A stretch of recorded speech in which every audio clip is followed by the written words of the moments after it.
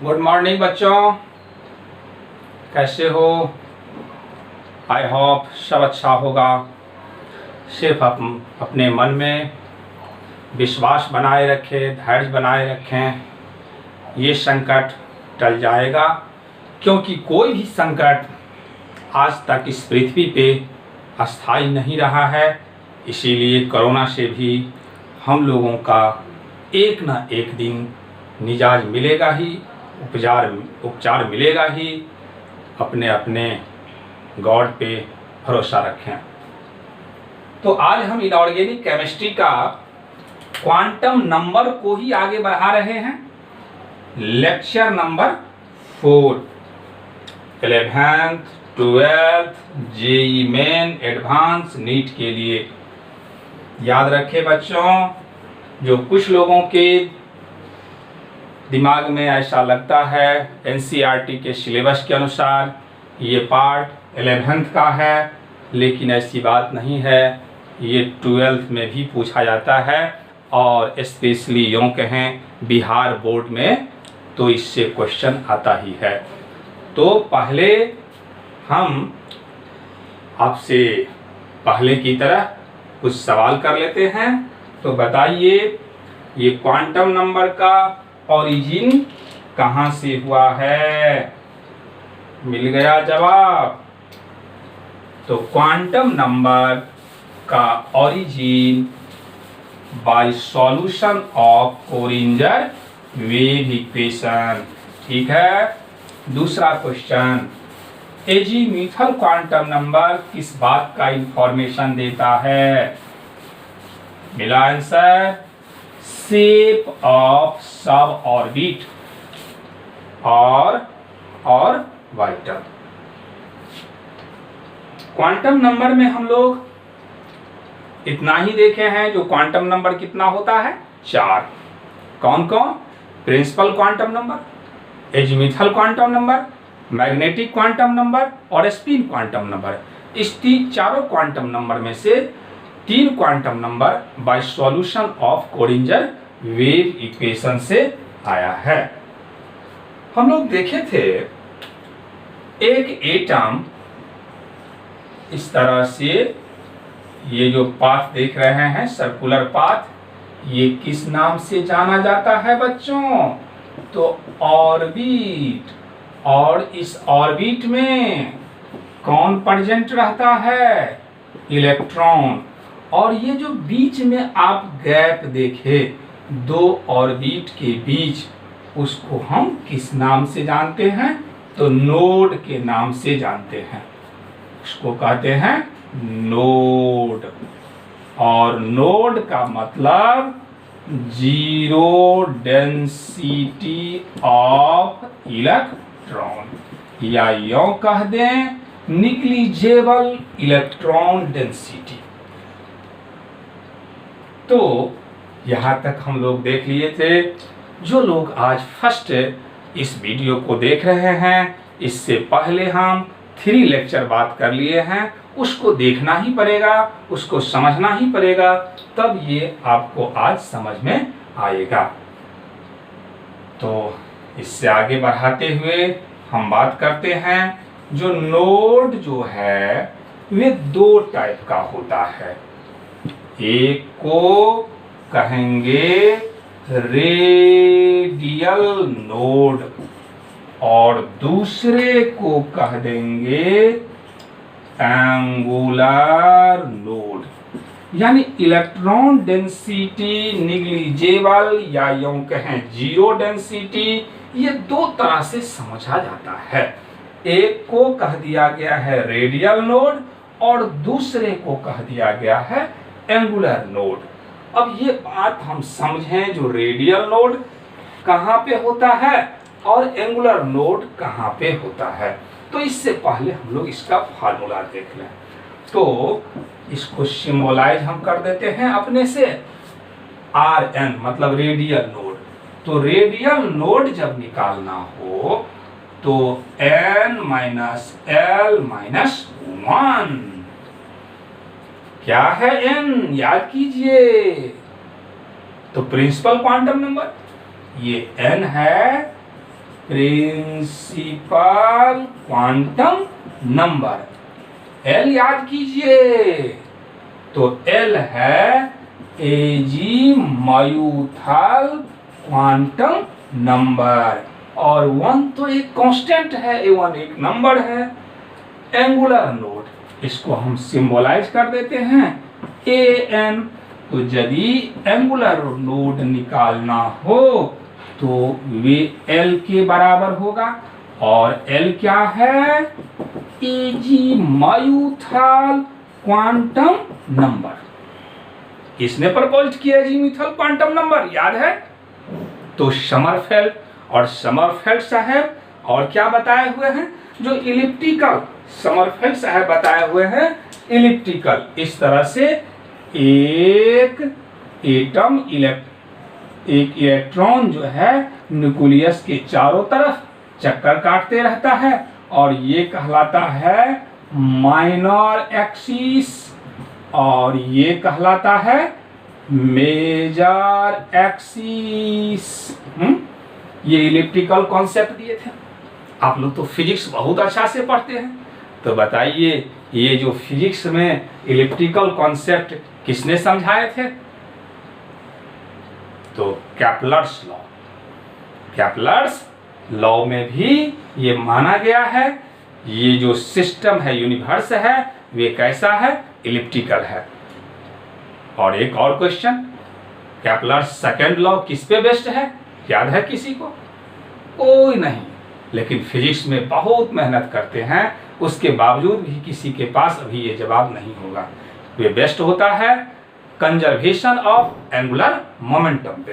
तो चलिए, आपका फिजिक्स का बात फिजिक्स में रहे, उससे हमको कोई लेना देना नहीं है। हमको जो भी बात करना है वे केमिस्ट्री में। तो नोड समझ गए, जो नोड क्या है? एक वैसा रीजन जहां पे इलेक्ट्रॉन डेंसिटी 0 हो। 0 मतलब 9 के बराबर हो, निग्लिजिबल हो। और नोड को कितने भाग में डिवाइड किए? 2 भाग में। एक का नाम रेडियल नोड, फार्मूला n-l-1। दूसरा एंगुलर नोड, एंगुलर नोड बराबर L। हम दोनों आपको समझाएंगे, जो कहां पे एंगुलर नोड कहा गया है और कहां रेडियल नोड। इसमें तो स्पष्ट है, रेडियल मतलब रेडियस से रिलेटेड होगा, एंगुलर मतलब उसके सरफेस से रिलेटेड होगा, लेकिन आगे हम समझाएंगे। नोट डाउन कीजिए वीडियो को पॉज करके।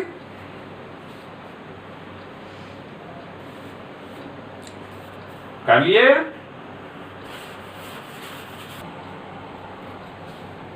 तो एक एटम का न्यूक्लियस, और न्यूक्लियस के अराउंड क्या होता है? ऑर्बिट। ये इस तरह से यहां पे, यहां से यहां रेडियस है, और इस रेडियस पे सपोज कीजिए P है, तो ये कौन सा P होगा बाबू? 2P। ये कौन सा P होगा? 3P। ये कौन सा हो सकता है? 4P and so on. तो ये जो आप देखे, ये जो बीच में देख रहे हैं, इस दोनों के बीच क्या हम देख रहे हैं? गैपिंग है, खाली है।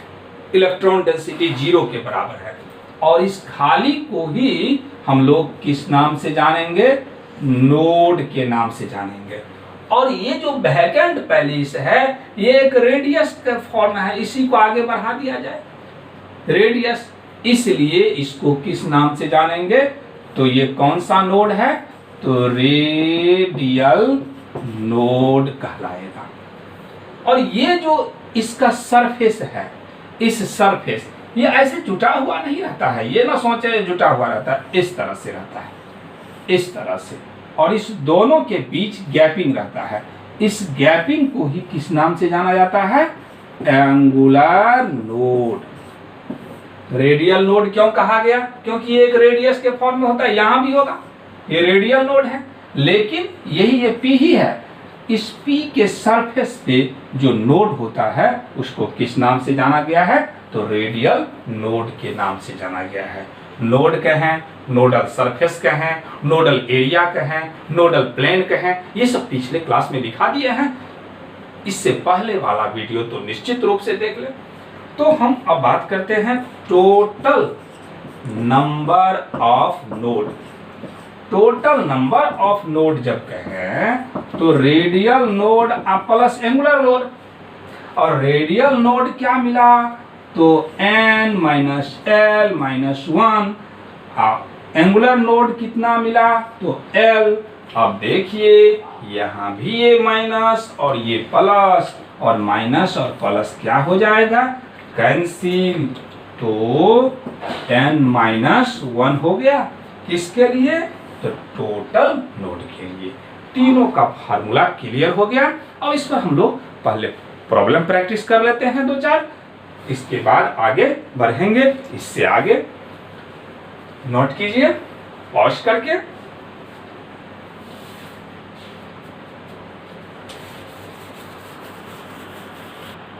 तो हम बात करने जा रहे हैं जो number of, find the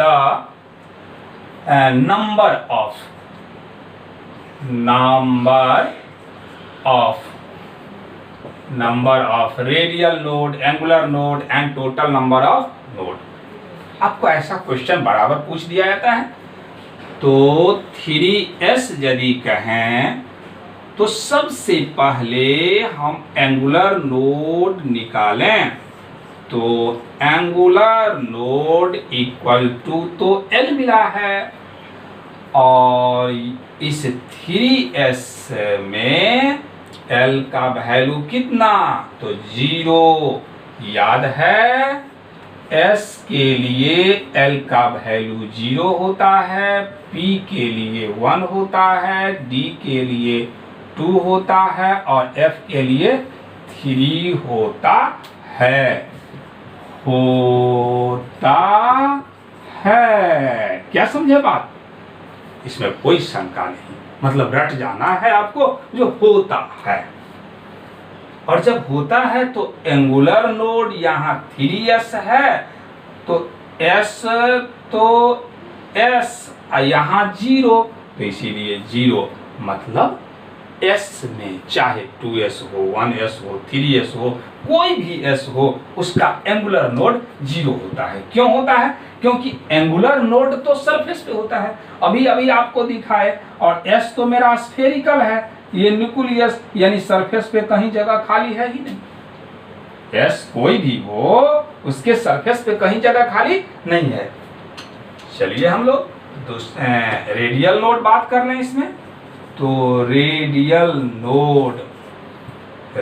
node यदि बात करेंगे तो क्या देखे n माइनस एल माइनस 1, तो n यही ना है कितना 3, l कितना 0 माइनस 1 बराबर कितना तो 2। यानी ये जो रेडियल नोड है, और रेडियल नोड मतलब रेडियस में, तो रेडियस में यदि 1s कहें, फिर से हम लोग समझ लें, ये रहा मेरा 1s, और 1s यदि कहेंगे तो न्यूक्लियस पर होता है 1s, और 1s के बाद 2s होता है। तो जैसे ही 1s और 2s कह रहे हैं तो बीच में गैपिंग है कि नहीं है, देख रहे हैं ये बीच में गैपिंग है। और जैसे ही फिर 3s कहेंगे तो 3s जैसे ही कहें तो फिर बीच में गैप, तो कितना गैप है बाबू 2, इसीलिए जब 2 गैप है तो नोड आ गया ना, तो इसी को तो फार्मूला बना गया है। अब टोटल नंबर ऑफ नोड, तो दोनों जोड़ दीजिए, 0 + 2 बराबर 2, या नहीं तो फार्मूला लिखिए n माइनस क्या लिखे 1, अभी अभी दिखाए हैं, तो n माइनस 1, तो n कितना 3 और माइनस 1 यानी 2। तो इस तरह से 3s में हम तीनों का तीनों नोड फाइंड कर लिए। अब 4p में हो जाएगा, तो 4p और 5d में आप लोगों को HW रहा, ये दोनों का दोनों HW। जब भी अगले रोज हम बात करेंगे तो ये डिस्कशन करेंगे, थोड़ा सा हिंट दे रहे हैं, फिर समझिए 4p तो एंगुलर नोड कहा जाए। तो क्या कहेंगे, P के लिए L का वैल्यू 1, तो एंगुलर नोड 1 हो जाएगा। फिर रेडियल नोड यदि कहेंगे तो n माइनस L माइनस 1, तो n तो रहा 4, L हो गया 1 माइनस 1, यानी कितना हो गया 4 माइनस 2 यानी 2। फिर बात करेंगे टोटल नोड, तो दोनों को जोड़ देंगे। अब इसके बारे में हम नहीं कहेंगे, आपसे खुद टेस्ट करेंगे, जो देखेंगे जो आप बना पाए कि नहीं। नोट डाउन कीजिए पॉज करके।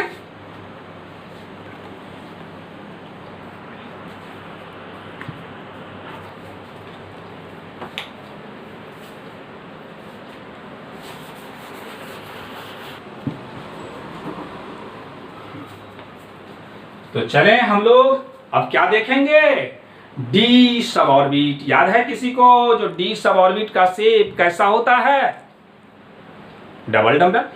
तो ये देख रहे हैं डी सब ऑर्बिट शेप, शेप होता है double dumbbell. Double dumbbell मतलब दो डमरू, एक ऐसा और दूसरा ऐसा, इसी को हम लोग डबल डम्बेल कहेंगे। अब देखेंगे जो डी ओरिएंटेशन कितना पॉसिबल है। ये जो डी है ये डी सब ऑर्बिट कितना पॉसिबल है, और जितना ओरिएंटेशन पॉसिबल हो वही तो ऑर्बिटल कहलाता है। जैसा कि एस के पास कितना ओरिएंटेशन, तो केवल 1 एट ए टाइम, केवल 1 का बात किए तो इसीलिए 1 ऑर्बिटल।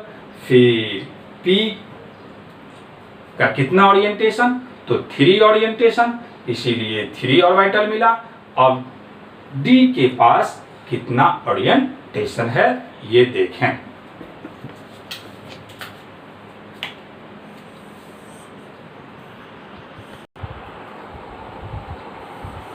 कटा नहीं था चालू कर दिया। तो ये जो डी सब ऑर्बिट है डबल डम्बेल जो हम देखे, इसमें ये जो देख रहे हैं ये लोब है, और कितना लोब 1 2 3 4। लेकिन आप गौर से देखें क्या सभी के पास ये 4 लोब है कि नहीं है, तो देखने को मिलेगा जो सभी के पास 4 लोब नहीं है। तो आखिर है कितने के पास 4 लोब, तो देखें स्पष्ट से यहां यहां यहां तक 4 लोब है। अब यदि हम dxy कहते हैं तो इस तरह से मैथमेटिकली हम जानते हैं जो x प्लेन y प्लेन ये हम जानते हैं, z यदि ले लिए तो इस तरह से एक्स वाई होता है कि नहीं होता है। तो dxy यदि इस 4 लोब को अरेंज कर दिया जाए x और y के बीच में, x और y के बीच में अरेंज कर दिया जाए तो उसको हम dxy कहेंगे। ये देखिए ये दोनों का दोनों पॉजिटिव है और ये दोनों का दोनों नेगेटिव है। पिछला क्लास हम वेव फंक्शन बात किए थे, आपको मैथमेटिकल कोऑर्डिनेट में इस तरह से रेडियल फंक्शन ऐसा समझाए थे कि नहीं समझाए थे। ये पॉजिटिव साइड और ये क्या कहे थे, नेगेटिव साइड। तो उसी का तो ये रिप्रेजेंटेशन है जो पॉजिटिव और नेगेटिव मैथमेटिकल कोऑर्डिनेट के अनुसार रखा गया है। इसी तरह से वाई जेड कहा जाए तो y और z के बीच होगा, यदि x z कहा जाए तो x और z के बीच होगा, x और z के बीच। लेकिन आप लोगों को समझने में थोड़ा सा परेशानी हो रहा होगा क्योंकि ये तो हम दिखा रहे हैं 2D बोर्ड पे और ये जो वेव होता है वे 3D होता है, इसीलिए आपको रट जाना होगा। आपसे पूछा जा सकता है यदि x square minus Y square यदि कहा जाए तो देखें यहाँ z होगा, यहाँ ये x और y दोनों प्लेन पे है। dz स्क्वायर इसमें बहुत ही इंटरेस्टिंग है, जो सिर्फ कितना लोब है तो 2 लोब, केवल 2 लोब, और ये पॉजिटिव प्लेन पे तो होता है और यही जो देख रहे हैं उसके चारों तरफ, जैसे देखिए ऐसे होता है। ये आपका dz स्क्वायर हो गया। तो इसके अराउंड इस तरह से इलेक्ट्रॉन जो है d लो के लाइट करता है। तो ऐसा तो हम दिखा नहीं सकते, क्योंकि इस तरह से दिखाना मतलब 3 डायमेंशनल दिखाना, तो ऐसे दिखा दिए। समझ गए बात को? तो ये जो आपका है ये क्या है, निगेटिव है। तो पहला क्वेश्चन, डी सब ऑर्बिट का कितना ओरिएंटेशन पॉसिबल है? तो 5, पांचों का याद रख लेंगे। दूसरी बात, 4d सब ऑर्बिट में 4 लोब है, जबकि एक dz स्क्वायर में केवल कितना लोब है? तो 2 लोब है। इसको डॉनट कह दिया गया है, ये डॉनट मतलब जोकर। और ये सब क्लोवर भी लौंग का पत्ता के जैसा होता है, ये लौंग का पत्ता है। तो समझ गए? जो 4 लोब केवल 4 ऑर्बिटल के पास और 2 लोब केवल 1 ऑर्बिटल के पास। dz स्क्वायर में निगेटिव कहाँ रहता है? तो negative around the z axis. तो अब इसमें हम बात कर लें थोड़ा नोडल प्लेन। तो नोडल प्लेन यदि बात करें तो देख लीजिए, फिर हम आगे लिख देंगे फटाफट। यदि हम x और y कहें, यदि x और y कहें, तो z और y में, z और x में इलेक्ट्रॉन तो नहीं होगा। नहीं समझे? जरा मैं इसको थोड़ा सा प्रयास करके दिखा दूं। ये आप x मान लीजिए, ये y मान लीजिए और ये z मान लीजिए। देख रहे हैं सब लोग? इस तरह से 3D हम बना लिए। अब आपसे यदि हम कह दिए x और y, यदि कह दिए x और y, यानी हम ये 2 प्लेन में x और इसको x मान लीजिए बच्चों, और इसको क्या मान लीजिए, y। तो इस 2 प्लेन में इलेक्ट्रॉन अरेंज है। तो यदि हम y z के बीच बात करें तो पर भी खाली इम्पटी, इम्पटी मतलब नोड। और यदि फिर क्या था, x और y था, तो यदि हम इसको x मान लिए, इसको y मान लिए, तो ये तो x रह गया। तो x और z में भी इम्पटी है कि नहीं है? तो नोडल प्लेन कितना मिला?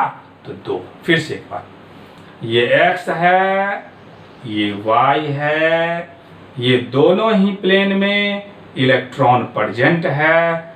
यदि हम कंपेयर करें जो x और z से, तो यहाँ इम्पटी है, यानी 1 नोड मिला।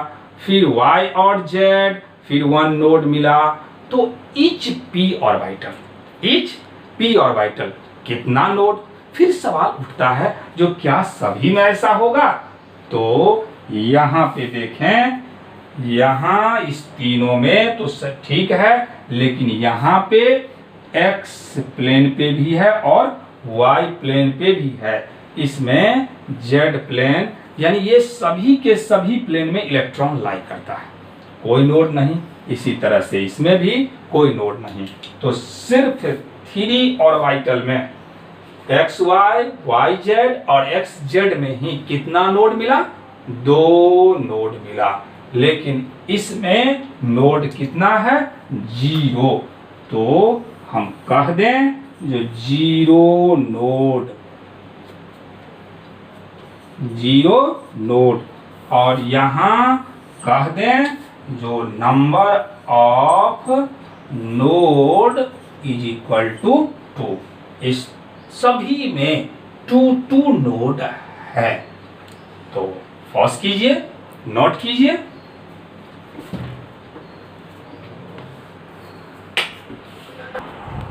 तो अगेन हम एक्सप्रेस कर दिए, ये जो d ऑर्बिटल है, कितना ऑर्बिटल मिला हम लोगों को? 5। 1 2 3 4 5। यदि नोडल प्लेन का बात करेंगे तो एक्स वाई यदि कहें तो नोडल प्लेन एक्स जेड और वाई जेड में होगा। इस तीनों के पास कितने कितने नोड हैं? तो 2 नोड हैं, और इस दोनों के पास कोई नोड नहीं है। X Y Z X Z and इतना हैव 4 लोब। कितना लोब है? जो हम लोग देख लिए हैं इससे पहले। और क्लोवर लीव्स लाइक, लौंग के पत्ता जैसा, जबकि dz² ओनली 2 लोब डॉनट, जिसको हम लोग जोकर कहते हैं। तो नोट कीजिए, पॉज कीजिए।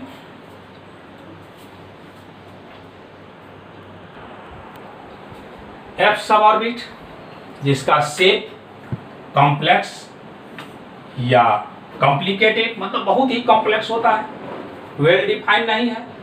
नंबर ऑफ ऑर्बिटल कितना?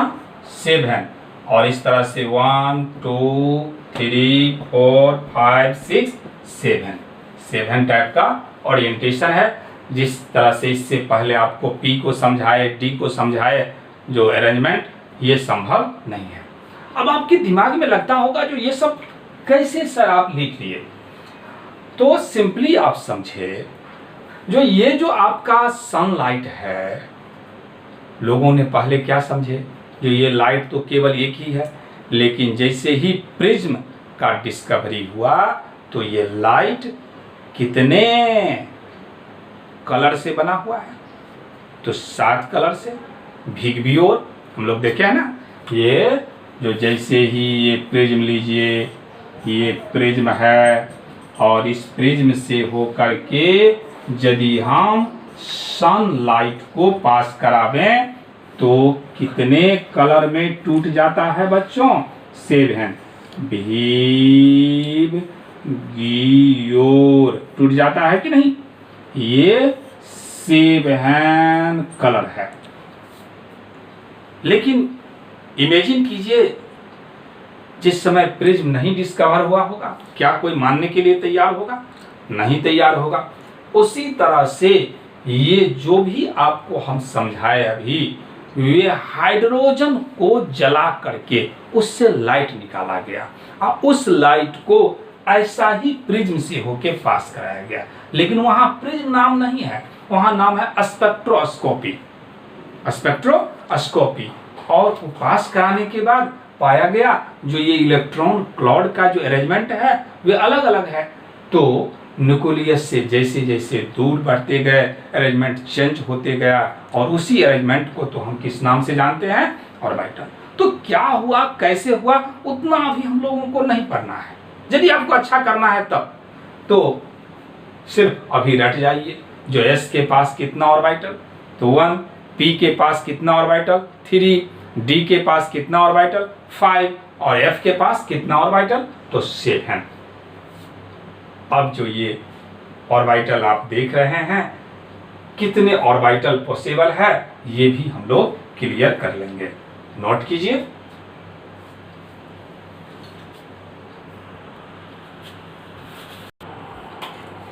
तो यदि हम एक एटम का बात करें तो एक एटम में क्या क्या मिला? ये रहा न्यूक्लियस, और न्यूक्लियस शांत है, इससे हमको कोई मतलब नहीं। प्रोटॉन और न्यूट्रॉन, आप जानते हैं जो न्यूक्लियस क्या है? फिक्स्ड है, स्टेबल है, कोई उसमें हलचल नहीं है। इसलिए हम लोग उसके बारे में कोई ज्यादा पढ़ते भी नहीं, कुछ है पढ़ेंगे आगे चल करके। रेडियो एक्टिविटी एक छोटा सा टॉपिक मिला, जितना क्वांटम नंबर में हम इतना लेक्चर बात कर रहे हैं, और भी एक लेक्चर बात करना पड़ेगा, लेकिन वे रेडियो एक्टिविटी एक ही लेक्चर में समाप्त हो जाता है। क्यों? क्योंकि ये बहुत शांत है, कोई हलचल इसमें नहीं है। जिसमें हलचल होता है उसका एनालिसिस होता है, जो क्यों हलचल मचा रहा है, क्यों कूद फान कर रहा है। तो यहाँ जो इलेक्ट्रॉन है, ये इलेक्ट्रॉन कूदने फानने वाला है, और इसी के बारे में हम बात कर रहे हैं। तो ये न्यूक्लियस के करीब 1 2 3 एंड सो ऑन कितना तक पहुंच जाना है? इनफाइनाइट। ये किसका सिंबल है? इनफाइनाइट। ये किसने समझाए थे? बोर साहब। जो एक एटम में इनफाइनाइट ऑर्बिट पॉसिबल है, लेकिन वही ऑर्बिट संभव है जिसका एंगुलर मोमेंटम इंटीजर मल्टीपल होगा h/2π के बराबर। याद है ना? तो इसी को हम लोग क्या कहते हैं? KLM। ये जो फर्स्ट ऑर्बिट है, इसमें कौन सा सब ऑर्बिट है? तो फर्स्ट ऑर्बिट यानी n बराबर 1। तो वैल्यू ऑफ L यदि बात करेंगे तो याद है 0 to n-1। तो फर्स्ट ऑर्बिट के लिए 0 to 1-1 यानी 0 to 0 मतलब सिर्फ क्या 0 और 0 तो s और s तो कौन सा 1s और s में कितने ऑर्बिटल आप देख लिए तो केवल 1 ऑर्बिटल 1 ऑर्बिटल। इसी तरह से अब कोई सब ऑर्बिट ही संभव नहीं है तो ऑर्बिटल का क्या बात करें? सेकंड ऑर्बिट और सेकंड ऑर्बिट का है तो n बराबर कितना? तो वैल्यू ऑफ L पता कर ले तो L बराबर 0 और 1 हो जाएगा। 0 किसके लिए? S के लिए और 1 किसके लिए? तो P के लिए। कितना ऑर्बिटल मिला? तो 1 ऑर्बिटल। इसमें कितना ऑर्बिटल मिला? तो 3 ऑर्बिटल। दोनों मिल करके कितना ऑर्बिटल हो गया? तो 4 ऑर्बिटल। जब ऑर्बिट 1 तो ऑर्बिटल 1, जब ऑर्बिट 2 तो ऑर्बिटल 4। जरा हम लोग मैथमेटिकल रिलेशन पर बात करें तो कहेंगे जो नंबर ऑफ ऑर्बिटल यदि कहा जाए तो n²। जहां पे n क्या है? तो प्रिंसिपल क्वांटम नंबर। नहीं समझे बात? जैसे ही नंबर ऑफ ऑर्बिटल यदि निकालना हो तो फार्मूला मिला n²। तो बताइए आप जो तीसरा सेल में कितने ऑर्बिटल संभव है? तो 3 के पावर 3 का स्क्वायर यानी 9। अब 9 कैसे कैसे होगा? तो यहाँ पे हम लोग 3s 1 ऑर्बिटल, 3p तो 3 p का तो 3 आए 4 मिल गया अभी तक, और फिर 3d और d का कितना ऑर्बिटल? तो 5 ऑर्बिटल। तो 4 और 5 9। तो इसीलिए हम लोगों को एक फार्मूला मिल गया जो नंबर ऑफ ऑर्बिटल यदि निकालना हो तो n²। लेकिन ध्यान रहे जो एक ऑर्बिट में अभी तक 16 से ज्यादा ऑर्बिटल नहीं पाया गया, वैसा ही जैसा कि एक ऑर्बिट में 32 से ज्यादा इलेक्ट्रॉन संभव नहीं है।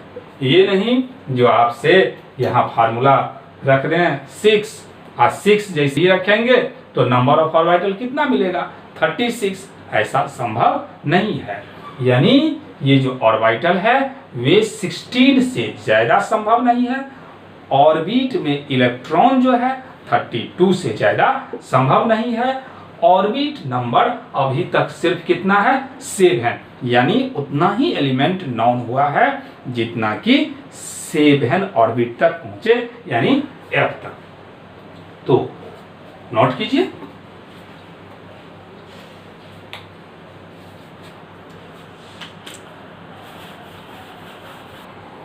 तो क्वांटम नंबर कितना? 4। Principal quantum number, azimuthal quantum number, magnetic quantum number. तो थर्ड क्वांटम नंबर बात करने जा रहे हैं। ये किसने दिए थे? लिंड नाम के साइंटिस्ट दिए थे। इसका जो रिप्रेजेंटेशन है या तो m से करें या ml से। इट डिस्क्राइब ये बताता है ओरिएंटेशन ऑफ एटॉमिक सब ऑर्बिट।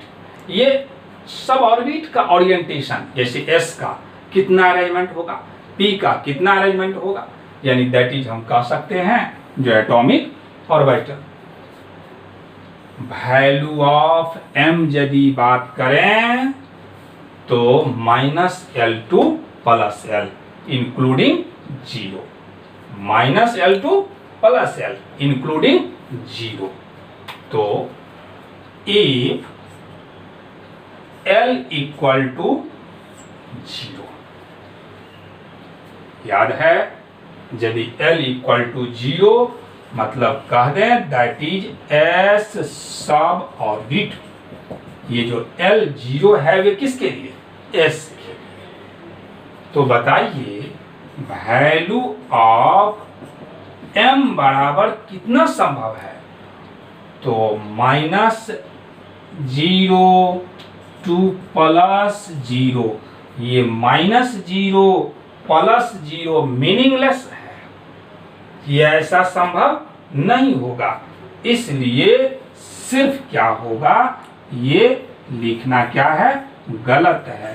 तो सिर्फ 0, यानी S का जो ओरिएंटेशन है वे केवल 1 है। ये S यदि बात करें तो हमेशा M का वैल्यू क्या होगा? 0 होगा। और इस एक ऑर्बिटल में केवल 2 इलेक्ट्रॉन होगा, और एक इलेक्ट्रॉन यदि क्लॉकवाइज तो दूसरा इलेक्ट्रॉन क्या होगा? Anti clockwise. क्या समझे बात? एक न्यू पॉइंट समझाए। एक ऑर्बिटल, ये एक बॉक्स जो देख रहे हैं उसमें ज्यादा से ज्यादा कितने इलेक्ट्रॉन रह सकता है? 2। यदि एक क्लॉकवाइज तो दूसरा एंटी क्लॉकवाइज। या तो इस तरह से रिप्रेजेंट करें या ऐसा रिप्रेजेंट करें, दोनों ही बात क्या है? सेम है। तो यदि L का वैल्यू 0 यानी S सब ऑर्बिट के लिए कितना मैग्नेटिक क्वांटम नंबर का वैल्यू होगा? केवल 1 यानी 0, चाहे कोई भी S क्यों ना हो। नोट कीजिए पॉज करके।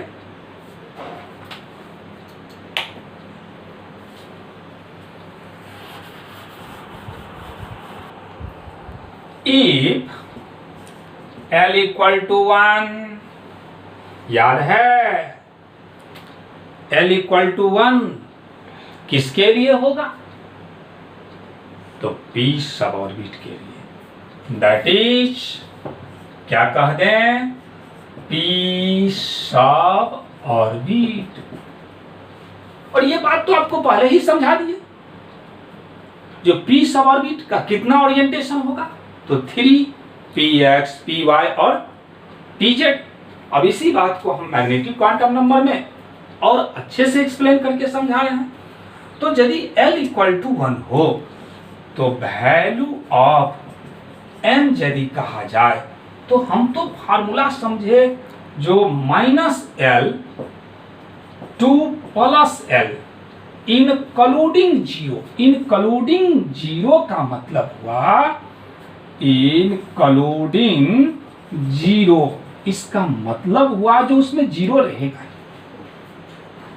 आपको इसे समझे ना, जो यदि आप प्लस से स्टार्ट करते हैं तो 0 फिर माइनस, या माइनस से स्टार्ट करते हैं तो 0 और प्लस, यानी 0 बीच में आता ही है। तो अब हम कह दें जो ये तो L का वैल्यू -1, 0 रहेगा ही, और ये +1। तो L बराबर 1 यानी P सब ऑर्बिट के लिए कितना ओरिएंटेशन संभव हुआ?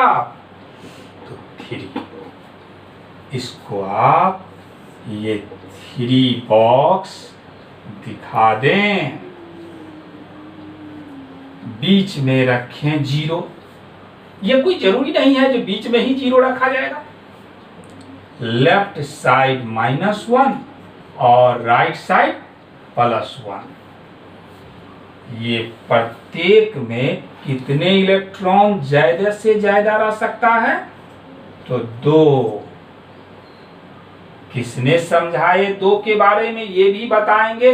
सिर्फ अभी दिमाग में इतना ही रखते चले जो एक ऑर्बिटल में मैक्सिमम 2, इसका मतलब 1 भी हो सकता है, वैकेंट भी रह सकता है।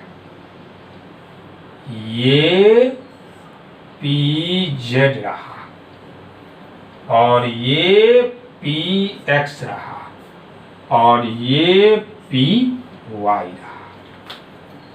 ये जो पी जेड है ये आपका फिक्स हो गया, जो 0 ही रहेगा। लेकिन ये फिक्स नहीं हुआ, इसके जगह पे आपका पी वाई भी हो सकता है, यानी पी वाई माइनस। तो जब ये फिक्स नहीं रहा तो ये भी फिक्स नहीं रहा। लेकिन ये बच्चों याद रखें, जो क्या होगा, कांस्टेंट होगा। तो इस तरह से जो हम देख रहे हैं, एक पी में कितने एम पॉसिबल है, तो 3 - 1 0 + 1 संभव है। एक बात और रिमेंबर रखें, जो पी सब ऑर्बिट है वे एक्सटर्नल मैग्नेटिक फील्ड में स्प्लिट कर जाता है, जबकि डी और एफ में कोई स्प्लिटिंग नहीं होता है। क्या बोल दिए हम, जो पी सब ऑर्बिट स्प्लिटेड, स्प्लिट मतलब टूटना, splitted into external magnetic field. External magnetic field में क्या हो जाता है, ये टूट जाता है, यानी तीनों का तीनों डिजेनरेट नहीं रहता है। दैट इज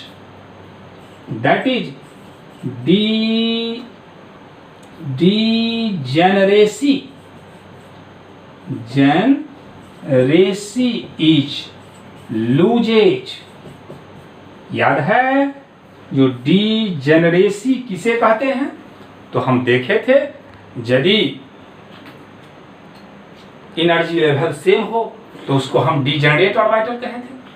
तो ये जो कहा जा रहा है डीजेनरेसी, मतलब डीजेनरेट नहीं रहता है, कब, जब एक्सटर्नल मैग्नेटिक फील्ड रहता है तब। लेकिन डी और एफ का डीजेनरेसी ज्यों का त्यों बरकरार रहता है एक्सटर्नल मैग्नेटिक फील्ड। नोट कीजिए पॉज करके। If L = 2 that is D सब ऑर्बिट, तो यदि डी सब ऑर्बिट है तो m का वैल्यू -2 से इतना तक होगा।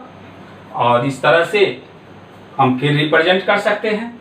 ध्यान रखिए, जो dz² हमेशा 0 होगा, dxy -2, तो उसी को हम प्लस में dx² - y²। थोड़ा सा इस पर ध्यान दें, इससे पहले थोड़ा सा हमको बोलना था डी के बारे में, हम बोल दिए पी के बारे में। Degeneracy of P orbital remain unaffected. ध्यान दें बच्चों, इससे पहले हम यही बात समझाए हैं, जो पी ऑर्बिटल टूटता है लेकिन वास्तव में पी नहीं टूटता है। कौन टूटता है, डी और एफ टूटता है। इसलिए इससे पहले जो आप नोट डाउन किए हैं उसको कैंसिल कर दें, काट दें। क्या समझे, degeneracy of P orbital remain, ये चेंज नहीं होता है। और डी और एफ जो है एक्सटर्नल मैग्नेटिक फील्ड के प्रेजेंस में चेंज हो जाता है। अब कैसे चेंज होता है, ये इनऑर्गेनिक से रिलेटेड है। इनऑर्गेनिक में हम लोग कोऑर्डिनेशन में जब बात करेंगे तो वहां स्पष्ट होगा जो कैसे ये टूटता है। इसलिए पी नहीं टूटता है, कौन टूटता है, डी और एफ, जो कि इससे पहले हम राइट साइड में लिखे थे, उसको काटना पड़ेगा। नोट कीजिए। तो बस इतना ही। नेक्स्ट क्लास भी हम इसी को आगे बढ़ाएंगे, क्योंकि हमको पहले मकसद है जो केमिकल बॉन्डिंग तक पहुंचना है।